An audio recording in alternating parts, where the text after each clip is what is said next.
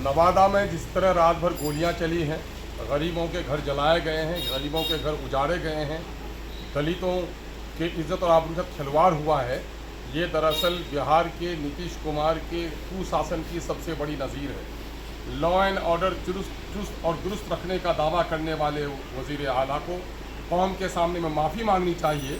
कि उनके राज्य में दलितों की इज्जत आबरू, उनका घर मकान जान सलामत नहीं है और जो कुछ वहाँ है उससे राज्य का सर शर्म से झुक गया है। और यही वजह है कि बढ़ते हुए क्राइम के ग्राफ की वजह से न जाने पुलिस के पदाधिकारियों पर कितना दबाव हुकूमत का, और न जाने क्यों इतने क्रिमिनल्स को छूट दिए हुए हैं कि पुलिस के अच्छे अच्छे ऑफिसर अब बिहार सरकार के तहत रहने के लिए तैयार नहीं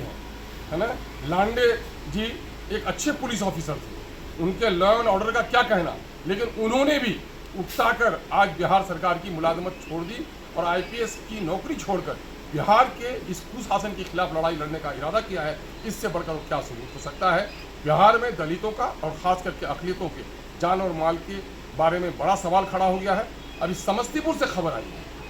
कि एक 16 साल की लड़की, और उसका लगता है ऐसा उसके जिस्म से कि उसके जिस्म को काटा गया है, नोचा गया है, उसके साथ लगता है कि बलात्कार हुआ है। लेकिन पुलिस आखिर क्यों मैनेज है कि जल्दबाजी में आज के दिन में जो साइंस वाला है, फॉरेंसिक डिपार्टमेंट के लोगों को आना चाहिए था, फॉरेंसिक के लोगों को, और उसके बाद देखना चाहिए था कि इनके हाथ के निशान हैं कैसे है। जल्दी में उसका पोस्टमार्टम कराया जा रहा है और नतीजा ये हो रहा है कि उसका लगता ऐसा है कि उसके साथ बलात्कार हुआ है, लेकिन पुलिस वाले कह रहे हैं कि डूब के मर गए।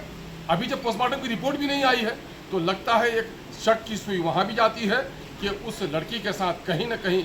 अनहोनी हुई है, और उसके जो माता पिता हैं, परिवार के लोग जो इंसाफ मांगने के लिए आए, पुलिस दमनकारी नीति करती है, उस पर डंडे चलाती है।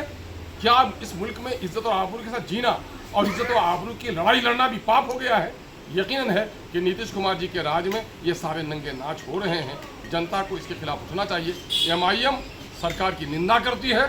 इन तमाम दोनों मामले में उचित कार्रवाई करने की मुतालबा करती है, और जिन पुलिस अहलकारों की लापरवाही के नतीजे में, साजिश के नतीजे में ये सारे घृणित मामला हो रहे हैं, उसको नौकरी से मुअत्तल करने का ये मुतालबा करती है।